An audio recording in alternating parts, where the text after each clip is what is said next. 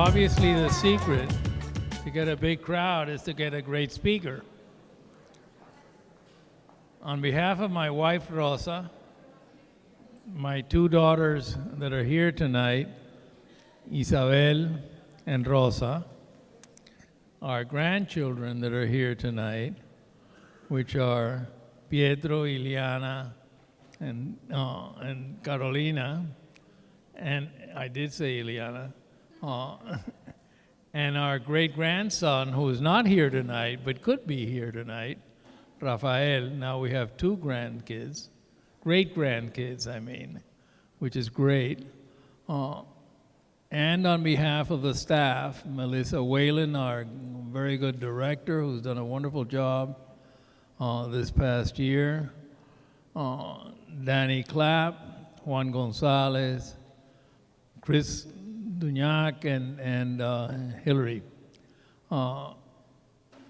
and everybody that is here tonight, because it's really great that you would come out on the first night of Basel to enjoy a presentation by Glenn Ligon. Why did we choose Glenn Ligon to be our signature artist for this year? I mean, this year is a particularly difficult year in terms of communication, especially political communication everywhere.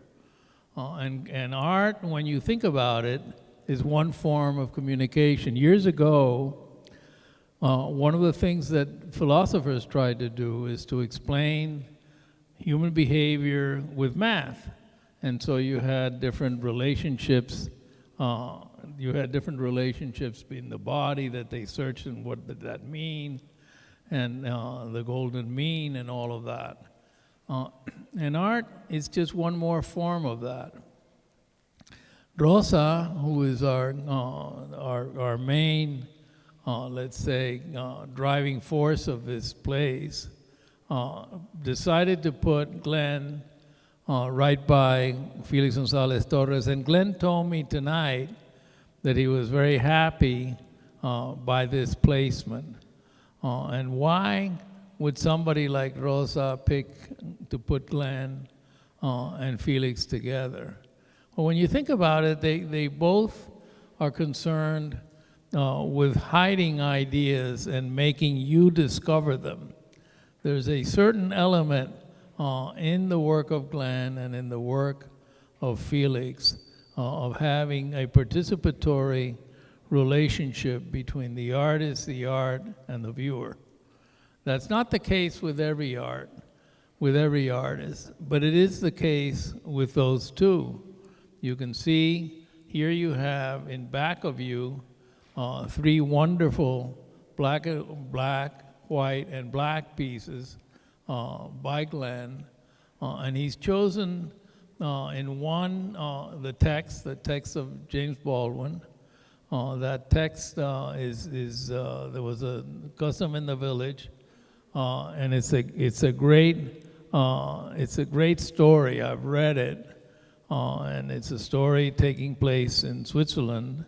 That once a year they would blacken, little children would blacken their faces and go out and raise funds. And James Baldwin found it very insulting because it was a way of positioning the whole racial issue in a negative way. The other two have to do with hiding the letters, the specific individual letters of Pasolini, who was a controversial writer and a controversial film director, who died a tragic death by assassination. The two paintings in red over there are the same thing. Felix deals in that in that wall that has Glenn's neon of the hand.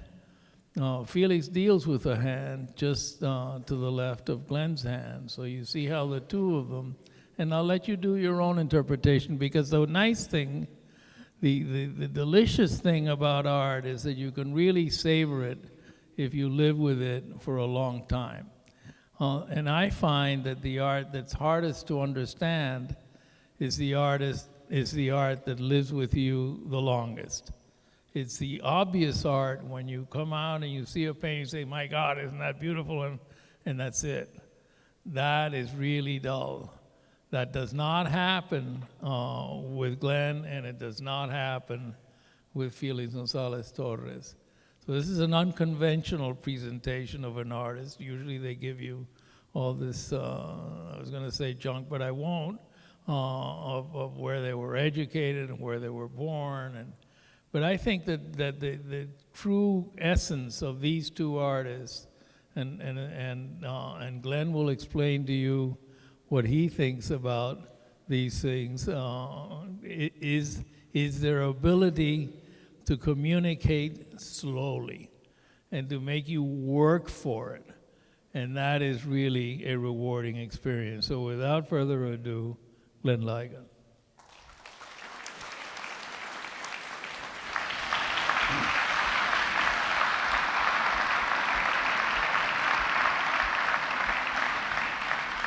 Thank you, Carlos, and thank you, Rosa, for inviting me. And thank you, Carlos, for that introduction.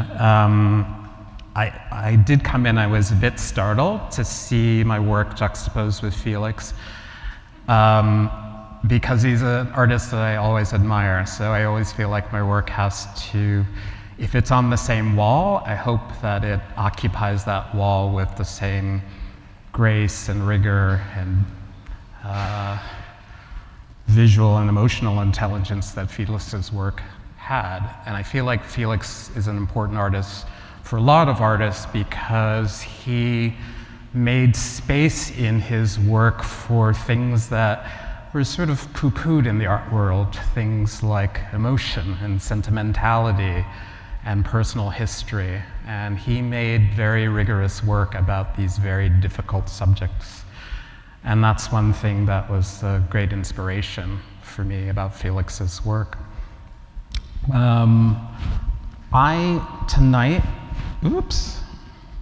am not going to talk about everything. I'm going to kind of focus on what's kind of in the room, these black and white and black and red paintings called Debris Field, and then talk about some of my neon work recently.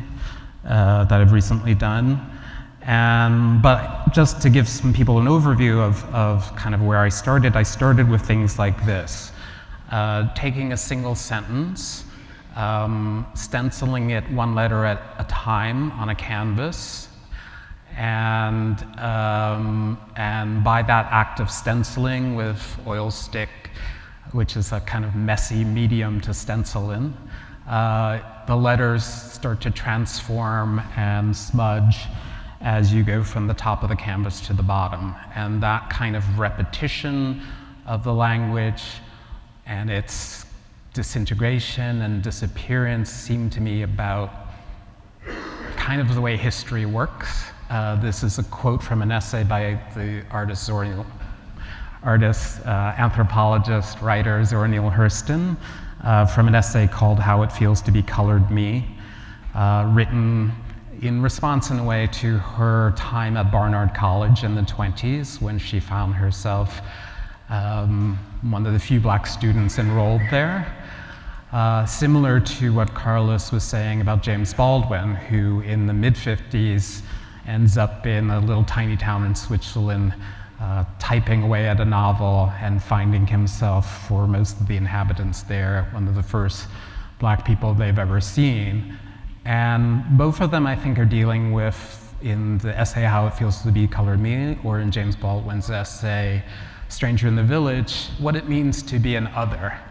And in a way, what it means not to be an other. So James Baldwin's conclusion is that he may be a stranger in this little village in Switzerland that he's ended up in, but he's not a stranger in America, because he and his kind, meaning me, and our relatives and our foreparents have been in the country since its beginning. So what does it mean then to position black people as the other, as the stranger in this culture?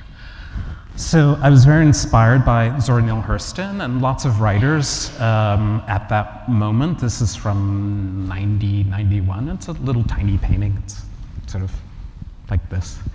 But it was a sort of breakthrough for me because it allowed me to think about how to incorporate all the texts that I was reading, essays by Jean Genet or poems by Walt Whitman or Zora Neale Hurston or Baldwin or Ralph Ellison or Mary Shelley, all the things that I was thinking about into the work, and I came sort of with a very simple solution, which was to put the things I was reading in the work, make them the work.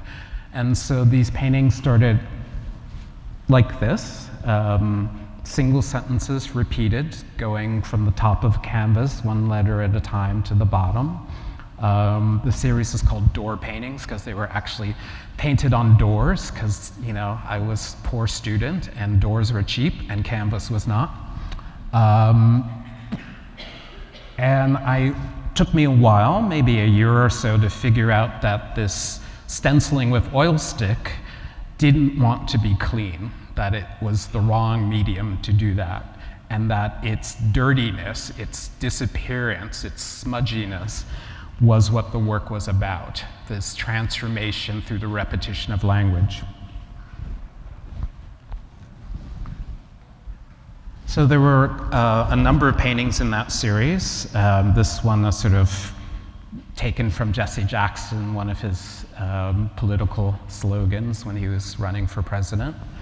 The one before also was from Zora Neale Hurston. A text from Jean Genet, Plea.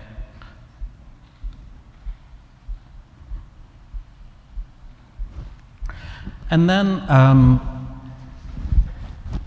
I sort of started thinking about Baldwin more seriously and thinking about how do you use Baldwin text, particularly Stranger in the Village, which had a huge impact on me. It was written in the early 50s, I think published in 53.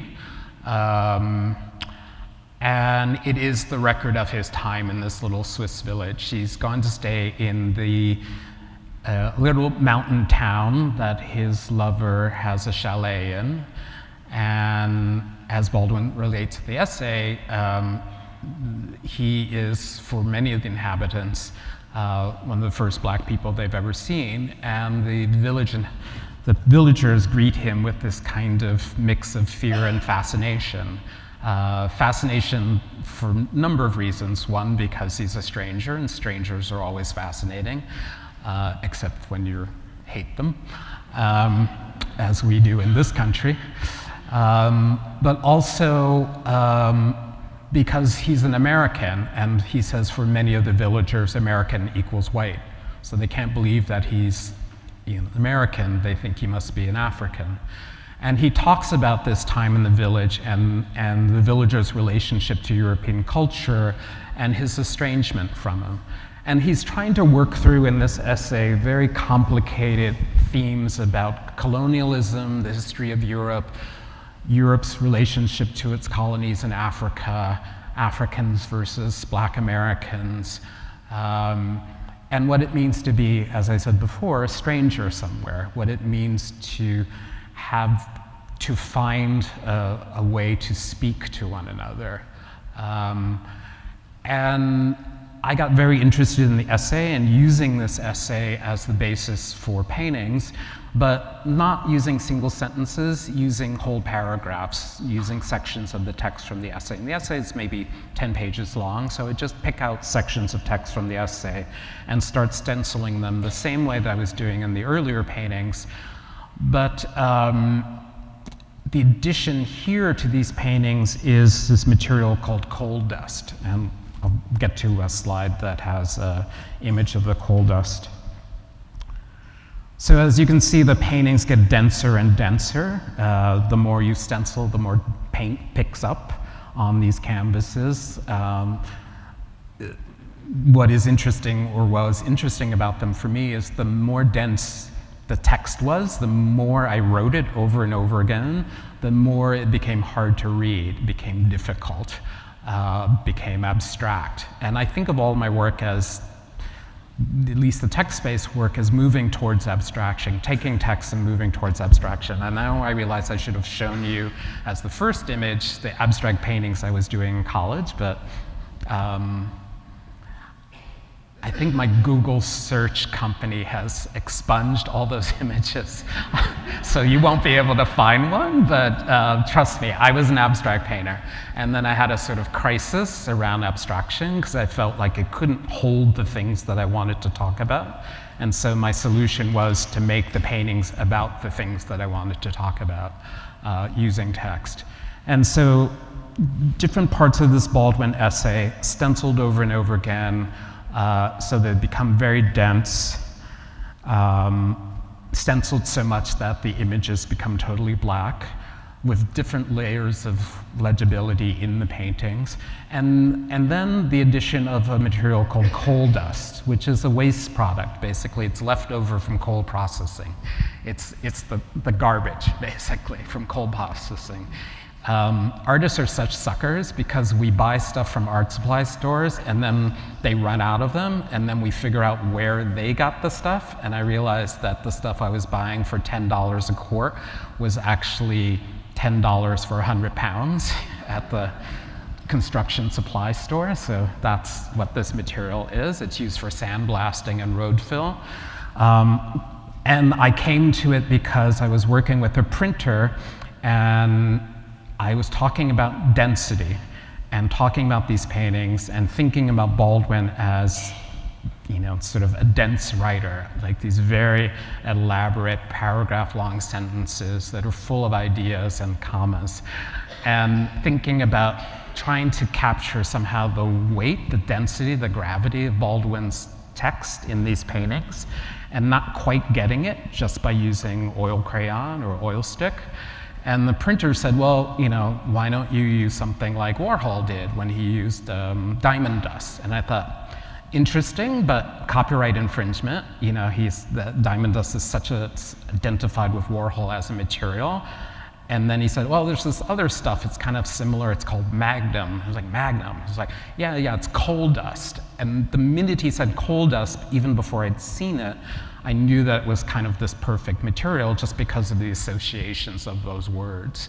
And when I started using it, I remembered a Baldwin quote where he talks about how those at the margins of the society are placed well to see what the society is. It's those at the margins who can tell you the most about how the society functions, how justice works in that society. So this leftover material, this kind of stuff that's thrown in the trash, being connected with Baldwin's words somehow made sense to me, because he saw himself as this person in a marginalized position who was actually writing directly about what the society was and what it could be.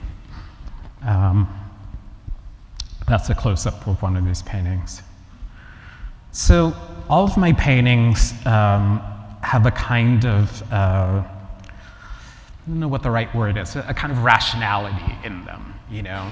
Even if they're not readable, there are lines. Text goes from left to right, you know. The rows are even. It seems like a page, that's the reference. And so I got tired of that because I felt like it limited kind of what explorations I could do.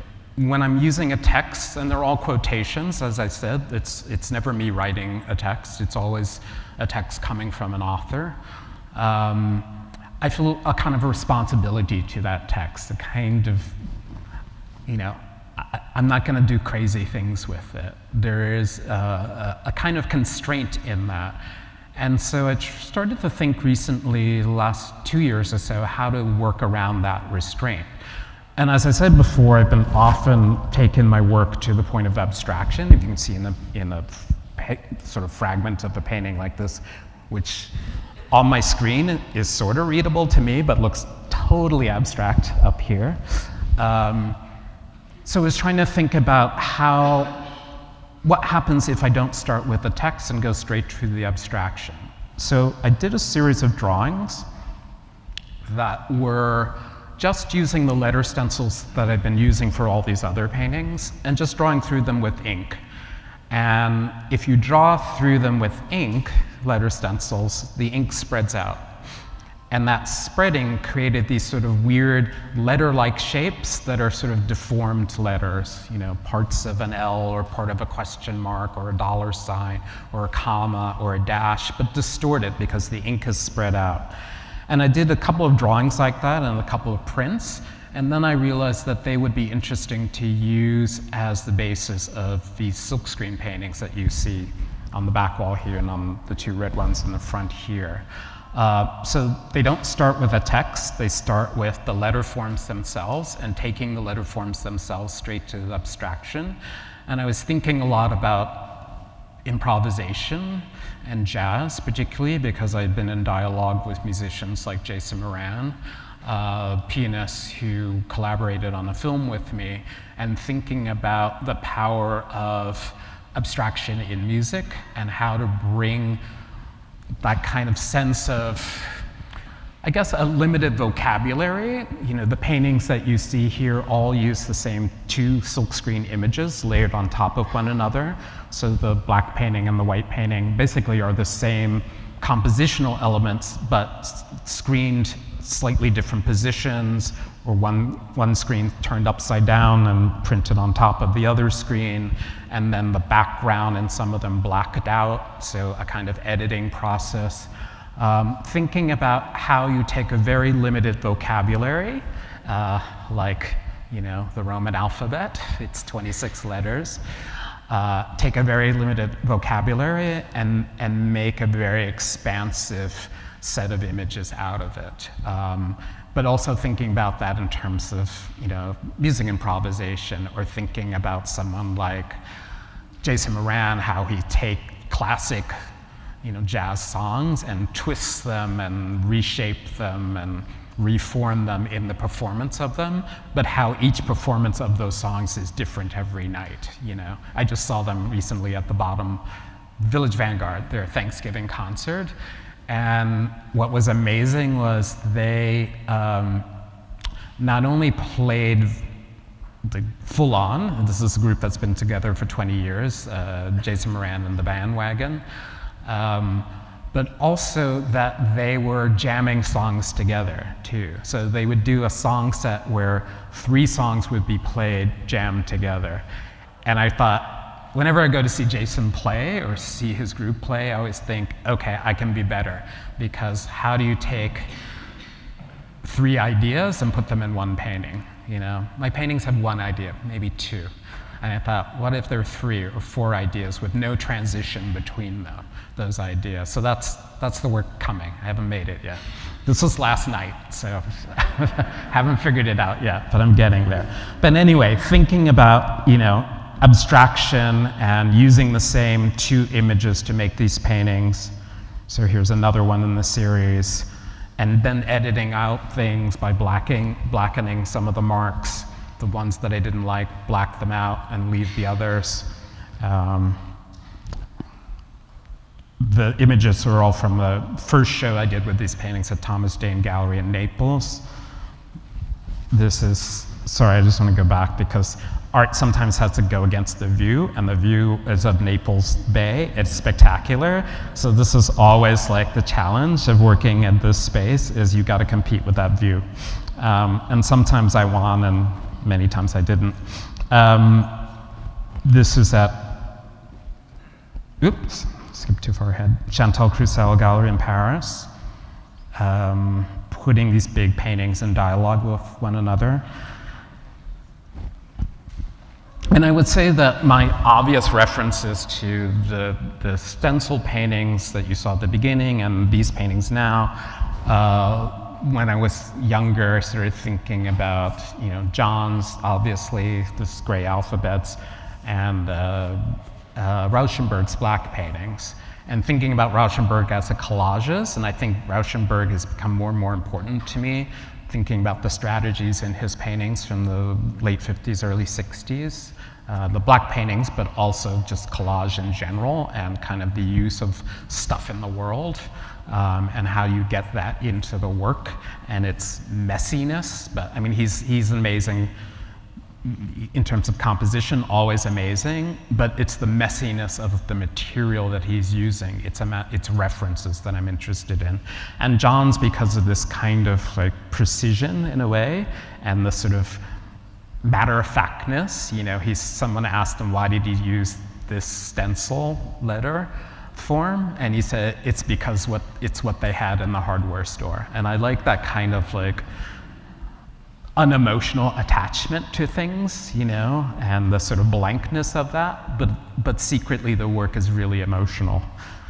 But also I grew up in the Bronx, and so, you know, in the 70s and 80s, this is what I was seeing on their way to school in the morning, and that's Lady Pink, a sort of very famous graffiti artist, surrounded by, you know, this is what New York used to look like when it was fun. Or Basquiat, who I was too scared to talk to when I met him once, partially because he was sitting on a child's tricycle, and it just seemed like, you just need to leave you alone right now. But deeply influenced by his transition from work on the streets, this graffiti writing, and putting messages directly on the street, and the paintings, and how he incorporated that sensibility into the paintings, with lots and lots of other kinds of references from medical textbooks and the readings that he was doing. Twombly, of course, on the blackboard, I think that's a drawing. And the idea of line script sort of drawn as a sort of, you know, as marks, but also as handwriting, and the line, the sort of like fuzzy line between handwriting, letters, and marks. And that was super interesting to me. Or Henri Michaud, his ink drawings, particularly the mescaline drawings, and where he is using ink in this kind of abstract and figurative way. The marks themselves seem figurative, they seem like crowds, they seem like all sorts of things, but nothing specific. But also, what we don't really have a good term for, but outsider artists, or maybe just artists like J.B. Murray, who again is using a script, but it doesn't have words in it, but it follows the convention. You know, it's text going from left to right. Even though you can't read it, you recognize it as the possibility of a kind of language. So that's where these paintings came from. The show recently at Ligon Projects, some of the paintings that are here from that show used a red background, and same technique, actually, same two silkscreen images screened on top of one another. The difference in some of these is that I went back and hand stenciled over top the silkscreen images. And the silkscreen images, I didn't really explain it, is they're printed with etching ink, which is a kind of very stiff, it's not the right ink to use with the silkscreen. Silkscreen ink wants to be fluid, so it goes through the silkscreen easily. Etching ink is stiff, it creates these gaps and voids, and usually when I'm working with a printer, there's some way that I tell them to do something which is totally wrong-headed, and they fuck it up. And when they fuck it up, it's really good. and the fuck up was, oh, we can't get the ink's too stiff, we can't get it through the silk screen. And I thought, better idea than the idea I had, so let's go with that. But then once you see the trick, you can't tell them to reproduce the trick, because it's not, you know, like they know the trick and then they want to do the trick for you and then they've ruined it. So it had to be this kind of sly, like, oh, try like this, knowing that we're going to fuck it up again and I would get something good, but I couldn't tell them to do the thing that was going to fuck it up to get something good, because then it wouldn't be good. It made sense to me. It makes sense to me. But anyway, and I apologized. I met someone, I shook your hand, and I apologized for the cursing, because adult thing, just adult thing. He was about 7 or so just an adult thing. Oh, we're good? Okay, good. All right. Anyway. And these paintings are funny. They're turning into some like Rorschach thing. They have this weird sort of bilateral symmetry. But they also have this kind of improvisation I was talking about. And some of my influences around the color was thinking through, a Warhol, this painting. I think it's actually Orange Car Crash, but it read as red to me when I go visit it. I used to go visit this painting a lot at the Museum of Modern Art when I was a young art student, and was super interested in Warhol because of repetition, because of the way he used images, the way he used them compositionally, the mistakes in the silk screening, which aren't mistakes, they became the kind of signature for him. A painting called Red Hands, which was from '96, using an image I found in the newspaper from the Million Man March. It was in Washington, D.C. The year before, which was this gathering of black masculinity on the Mall in the Capitol. An irony for me that black people have to assert our visibility in the country that we've been in since the beginning, but nevertheless, periodically there are these marches about black visibility. Also looking at things like this. This was on my parents' bookshelf when I was a kid. And I don't think anyone ever read it, and I certainly never did, but I loved the cover. The cover was amazing. So, from age 6 on, I would look at this cover. Never read the book. But in a way, the cover told you everything,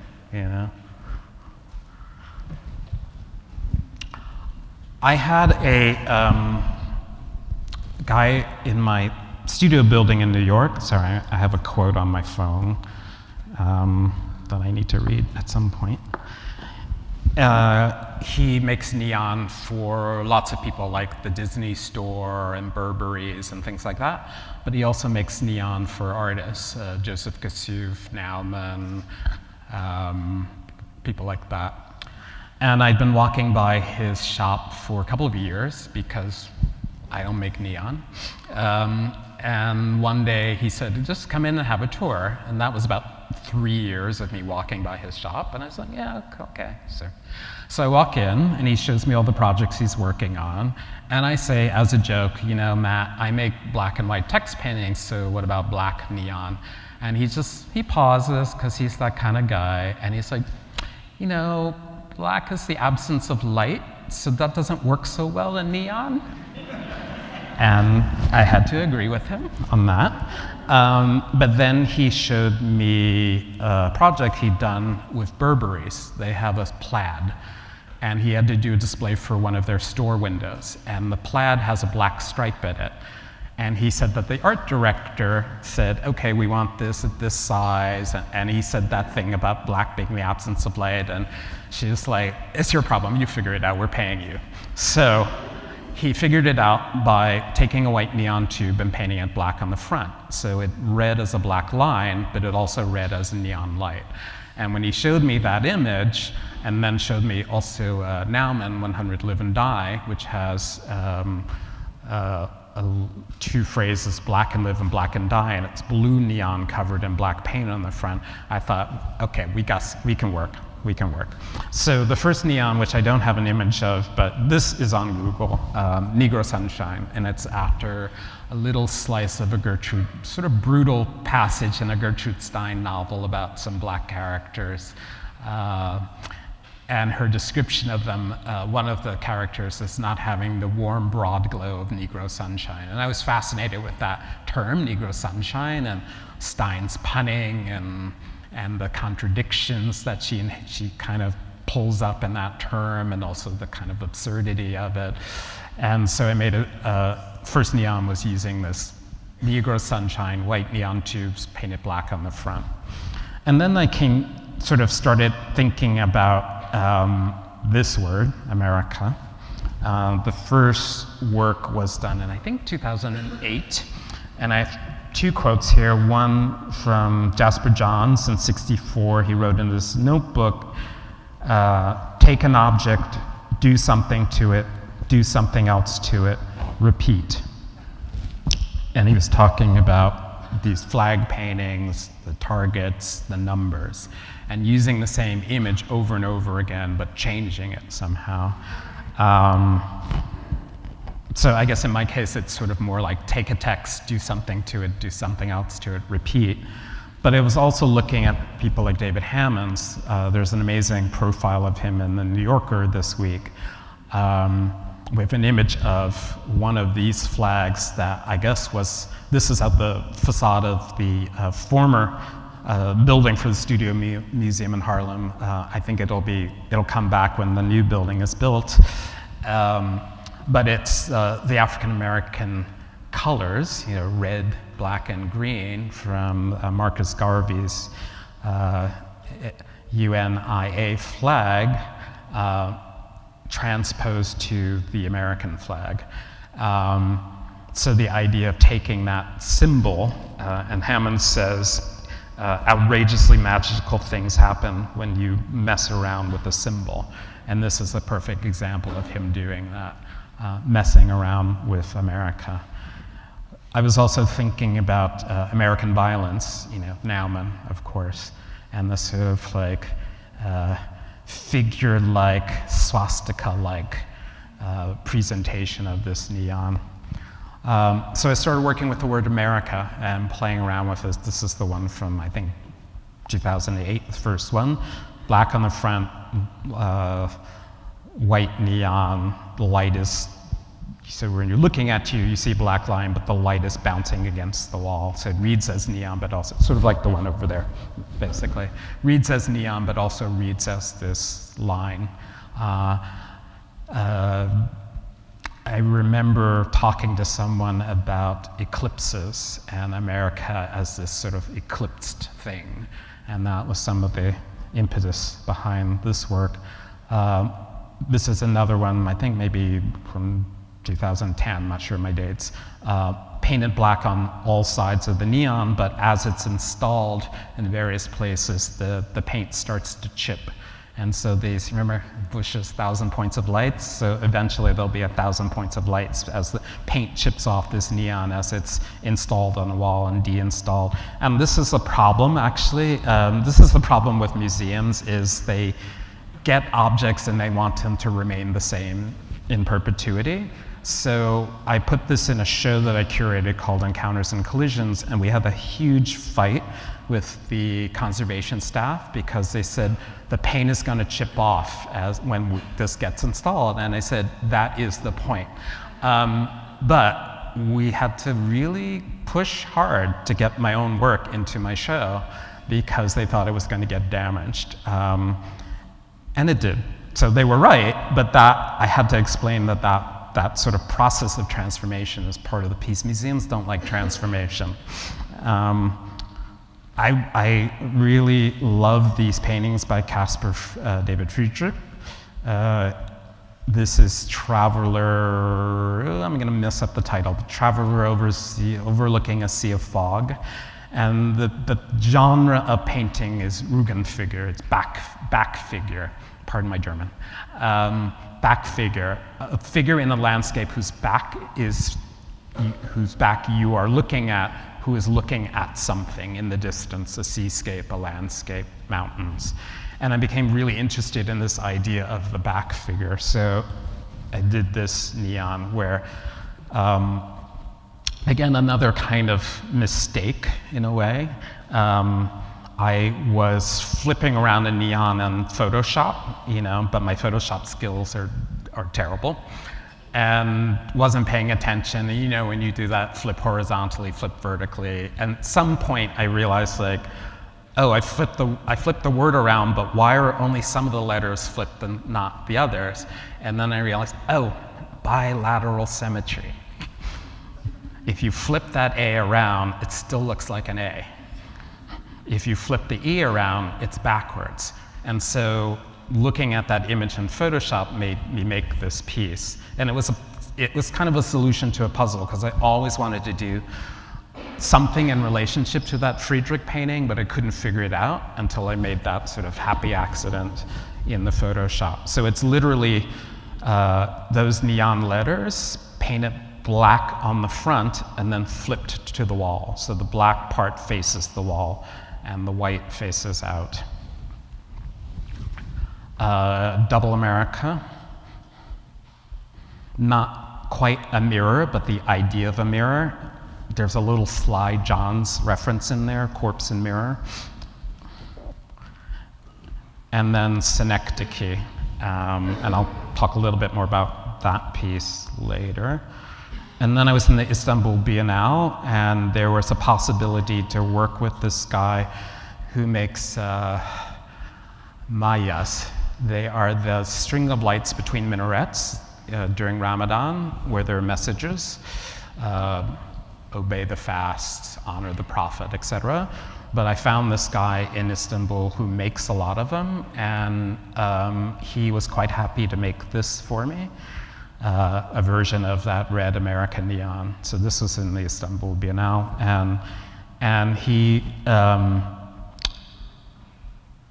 said that he could change it if I gave him sketches for other versions of the word. So I gave him another version of the word America, and he switched out the light bulbs, so there are these black tip little lights that you can see there. I also, in that show, remastered a film on James Baldwin that was done in 1973 by a filmmaker named Sadeh Pakai. And it was a sort of record of Baldwin's time in Istanbul. He lived there off and on for about 10 years, right? Early 60s to about 71, I think. And it was called From Another Place.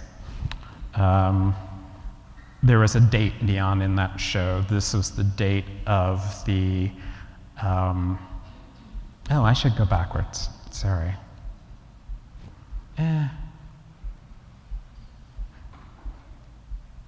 No, I'm okay. This was the date of the mayoral election in Istanbul, which happened before the opening of the Biennale, but it was, Erdogan's candidate didn't win, and the election was canceled. So this is the date, and then there was a second election scheduled, and more people voted for the mayor who won than voted the first time. So that result couldn't be canceled. But this is the date of the first election, the canceled one. And I thought it would be important in that space to sort of highlight something that was supposed to be kind of misremembered or forgotten.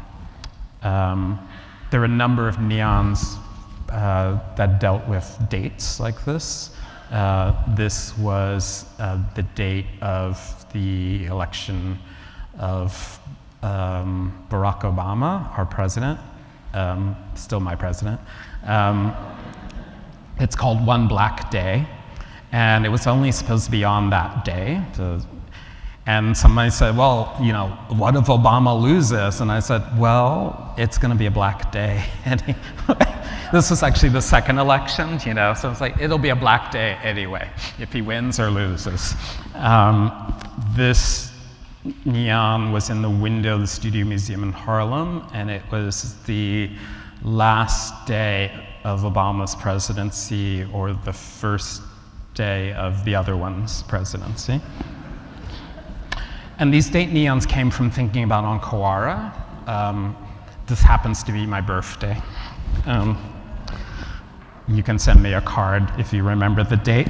Instagram. Ankara making paintings that record the date that he's making the painting on, and then he juxtaposes that painting with a handmade box that is lined with newspaper that is also from the day.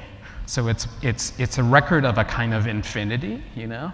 It's you know, a date being one date out of many, but also a specificity, you know? On this day, in this location where I painted the painting, this newspaper was published, these events happened.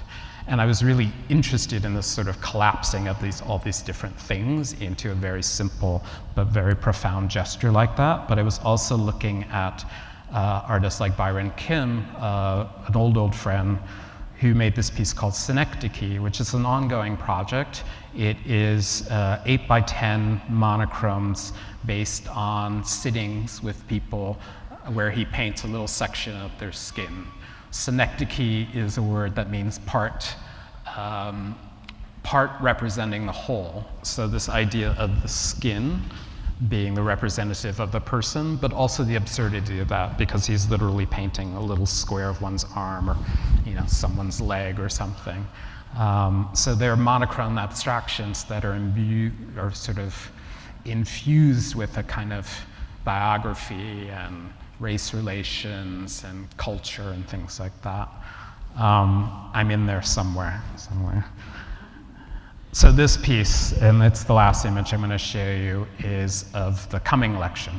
It's called Synecdoche for Byron Kim, and it's only going to be turned on that date, November 3rd, 2020. And hopefully there's somebody left to turn it on. Thank you.